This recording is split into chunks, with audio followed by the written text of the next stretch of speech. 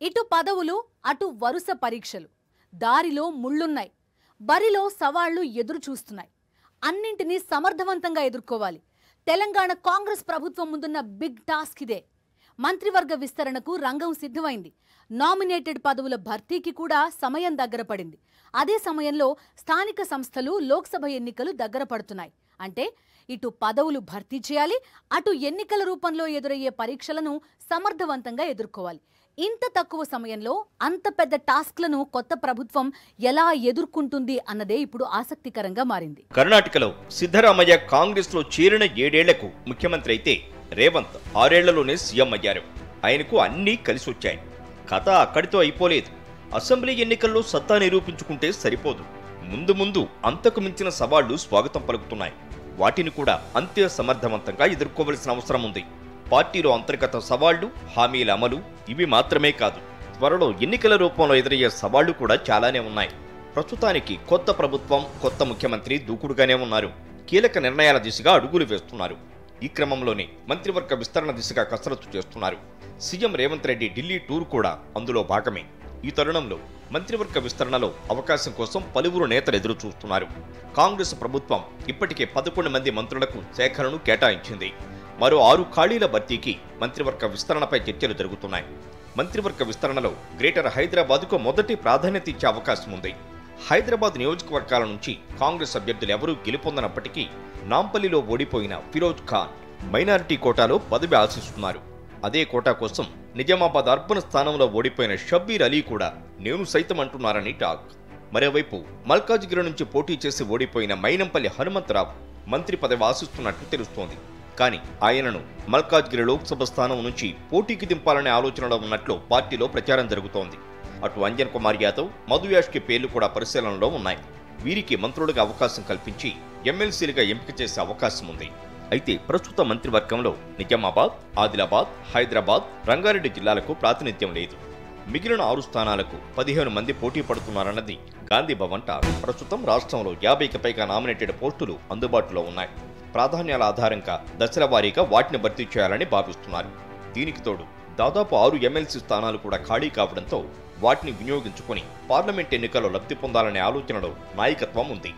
ఆశావాహులు ఎవరు, గతంలో ఎవరికి ఎలాంటి హామీలు ఇచ్చారు, ఏ ప్రాతిపదికన పోస్టులు ఇస్తారు, అంశాలపై చర్చలు సాగుతున్నాయి.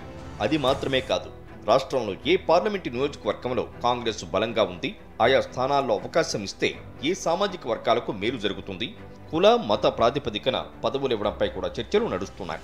మరోవైపు కాంగ్రెస్ పార్టీ పదవుల కోసం నేతల ప్రయత్నాలు జోరందుకున్నాయి. పదవుల కోసం నేతలు ఢిల్లీ చుట్టూ చక్కర్లు కొడుతున్నారు. ఎమ్మెల్సీ పదవులతో పాటు నామినేటెడ్ పదవుల కోసం పైరవీలు ఊపందుకున్నాయి.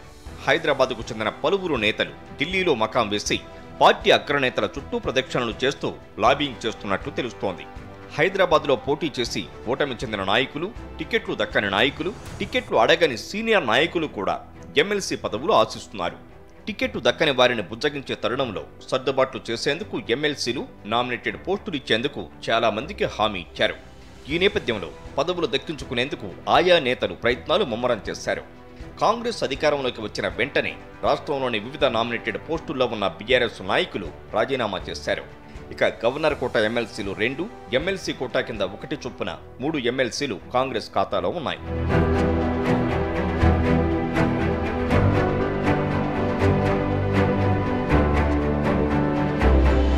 కేవలం పదవులు మాత్రమే కాదు, ఎన్నికల రూపంలో పరీక్షలు కూడా కొత్త ప్రభుత్వానికి సవాళ్లు విసురుతున్నాయి.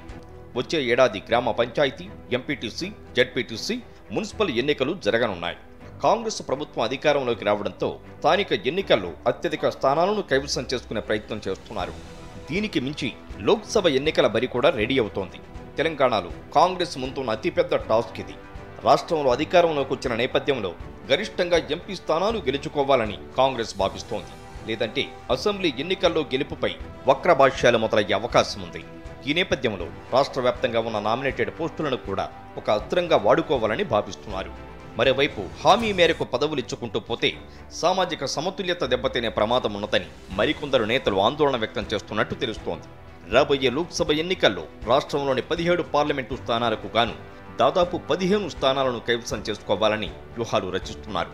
సీఎం రేవంత్ రెడ్డి సైతం పార్లమెంటు ఎన్నికల్లోపు తన పాలన మార్కు చాటాలని భావిస్తున్నారు. ఒక్కో పార్లమెంటు పరిధిలో 7 అసెంబ్లీ నియోజకవర్గాలు ఉన్నాయి. అయితే మొన్నటి అసెంబ్లీ ఎన్నికల్లో 13 పార్లమెంటు నియోజకవర్గాల పరిధిలోని అసెంబ్లీ స్థానాల్లో కాంగ్రెస్ చాలా స్పష్టమైన ఆధిక్యాన్ని సాధించి విజయం సాధించింది. ప్రస్తుతం ఏ పార్లమెంటు పరిధిలో పార్టీ బలంగా ఉంది, ఎక్కడ బలహీనంగా ఉందో అన్న దానిపై పార్టీ పార్లమెంటు నియోజకవర్గ ఇన్ఛార్జీలు లెక్కలు వేసే పనిలో పడ్డారు. అటు గ్రేటర్ హైదరాబాద్లో ఒక్క స్థానం కూడా గెలవకపోవడంతో హైదరాబాద్, సికింద్రాబాద్లలో గెలవడం ఎలా అన్న దానిపైన చర్చిస్తున్నారు నేతలు. అయితే ఇప్పుడు కొత్తగా ఇచ్చే మంత్రి పదవులు, ఎమ్మెల్సీలు, నామినేటెడ్ పోస్టులు ఆయా ఎన్నికల్లో ఆధిక్యం సాధించేందుకు ఒక అస్త్రంగా వాడుకోవాలని చూస్తున్నారు. దీనికి తగ్గట్టుగానే ఢిల్లీ అధిష్టానంతో చర్చలు జరిపి వ్యూహాలు సిద్ధం చేస్తున్నారు.